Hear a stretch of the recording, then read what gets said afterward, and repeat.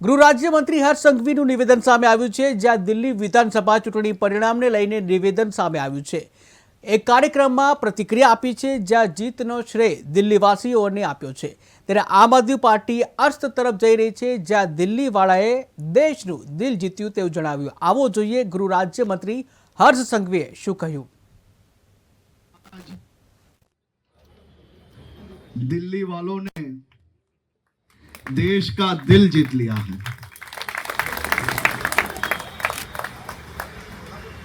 दिल्ली वालों के दिल में भी मोदी कश्मीर से लेके कन्याकुमारी तक हर राज्य में जहां मोदी मोदी के नारे गूंज रहे हैं, मोदी जी के अगुवानी में देश एक नई सफलता हासिल कर रहा है, तब आज दिल्ली के लोगों ने दिल से मोदी जी के शासन को, डबल इंजन सरकार के शासन को लाने के लिए एक ऐतिहासिक मतदान तो किया।